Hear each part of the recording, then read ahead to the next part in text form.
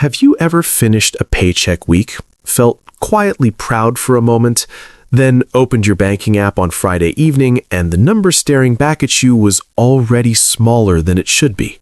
Not because you bought a Rolex, not because you flew first class to Bali, just normal life. Groceries, gas, that one dinner, the subscription you forgot to cancel. And suddenly the month is over before it really began. Most people don't feel stupid when this happens. They feel confused. They feel betrayed by their own paycheck. Because deep down you know, I'm not irresponsible. I'm educated. I work hard. I read the articles. I watch the videos. So why does money still disappear like smoke? The uncomfortable answer most finance creators won't say out loud, you're not bad with money. You're just faithfully following a script that was never written for your benefit. Let me show you exactly how that script plays out in real life. No exaggeration, no drama, just the quiet math most people never do.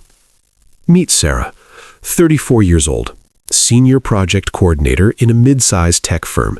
Lives in a second-ring suburb of Atlanta, or swap it for Manchester, Utrecht, Lyon, anywhere with decent public transport and rising rents. After federal plus state taxes, 401k match, health insurance deduction, Sarah takes home $4,820 a month. That's roughly 4,300 to 4,500 euros depending on the European country. Comfortably above median. Should feel like progress. Now watch the script unfold, line by line, the way it does for millions. Rent/mortgage, $1,950. She chose the nicer building with in-unit laundry and a gym because it's worth it for mental health. Very reasonable logic at signing. Car payment, $528. 2022 SUV, 60 months at 4.9%. Needed AWD for winter/family visits/feeling safe on highways. Car insurance, $162. Gas, $180 to $220 depending on the month. Student loans, $340 minimum. Originally $42,000 at graduation, still $19,800 left after 8 years. Credit card minimums, $180. Balance usually floats between $4,000 to $7,000, mostly everyday spending rolled over. Phone plus internet plus streaming bundle, $148. Health, dental, vision copays and supplements, about $90 average. Groceries, $420 to $480. She tries to cook, but DoorDash sneaks in twice a week when exhausted. Eating out, coffee and lunches, $280 to $340. Gym/fitness app/occasional classes, $68. Miscellaneous, haircuts, clothes that last longer, gifts, random Amazon, $200 to $300. Already, before any real fun, travel, or expected expense, we're at $4,600 to $4,900. Sarah makes $4,820. So every month, she either dips into savings, puts more on the card, or tells herself, next month I'll be stricter. This is not a spending problem. This is a script problem. The script says, you've worked hard, so you deserve comfort. Comfort costs exactly what you earn, borrow the difference, repeat.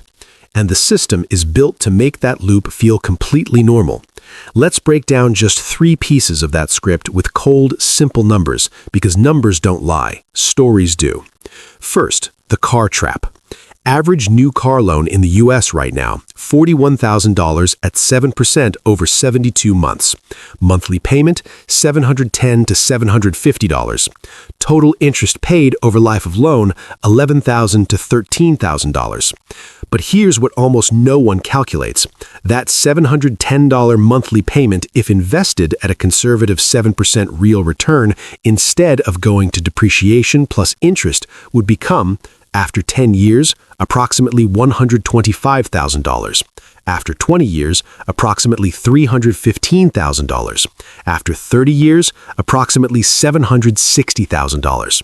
One car decision, not a Lamborghini, just a normal family SUV, quietly costs most people $500,000 or more in future wealth. Europe is not immune.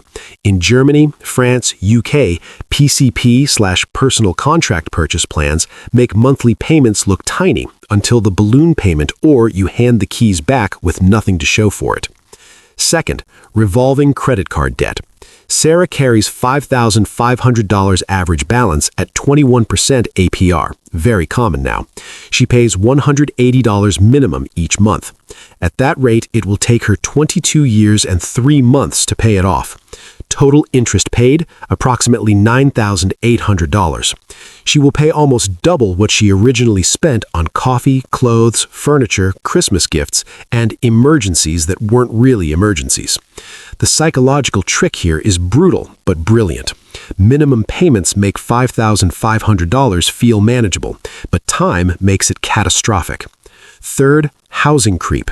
Sarah pays $1,950 rent. Median rent growth in major U.S. European cities last 5 years, 25 to 45%. If she stays on the same trajectory, in 10 years, that same apartment might cost $2,800 to $3,200. Her salary probably won't rise at the same speed. So either she moves further out, longer commute, worse quality of life, or she accepts housing eating 50% of take-home, or she tries to buy, and then property taxes, maintenance, and HOA eat the supposed savings. This is not laziness. This is math disguised as lifestyle. Why do smart, responsible people keep signing up for this script? 3 psychological mechanisms, all perfectly rational in isolation, all deadly in combination.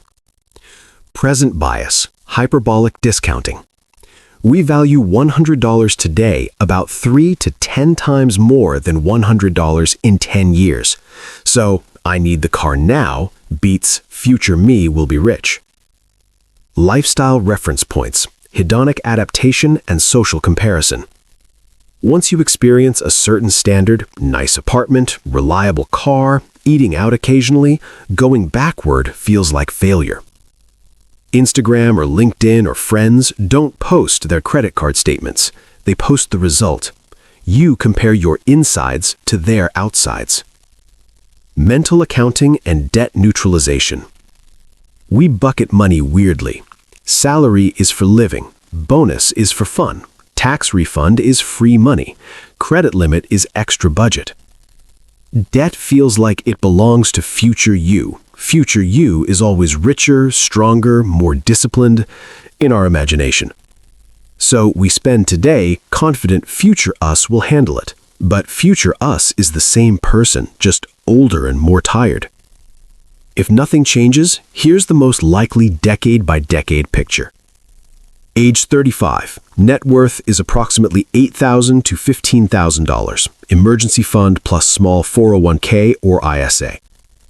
Age 45. Net worth approximately $40,000 to $80,000. House equity growing slowly, debt shrinking slowly. Age 55. Net worth approximately $120,000 to $250,000, if lucky with market and home appreciation. Age 65. Retirement savings $300K to $600K, optimistic case.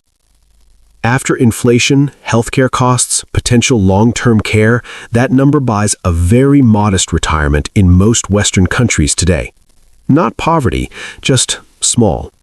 Small choices, small vacations, small buffer when the roof leaks or the knee needs replacing. Now meet someone who quietly tore up the script without becoming a monk or a crypto bro. His name is Daniel, 36, financial analyst. Same city as Sarah, similar take-home, $4,900. Differences, small, boring, compounding. Drives a 2016 Civic bought cash for $9,800 2 years ago. Maintenance, $80 a month average. Lives in a $1,350 one-bedroom further from downtown. 15-minute longer commute, saved $600 a month. No car payment means redirects $528 a month automatically to index funds.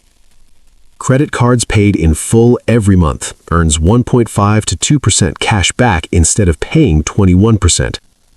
Student loans aggressively paid. Extra $200 a month will be gone in 3 years. Groceries $320. Meal prep Sundays, still eats good food. Eating out $120 a month max. Deliberate treats, not default. Net monthly surplus $1,100 to $1,400. He invests that consistently. At 7% real return. In 10 years, extra $220,000. In 20 years, extra $550,000. In 30 years, over $1.3 million from that one redirected car payment alone. Daniel isn't smarter than Sarah.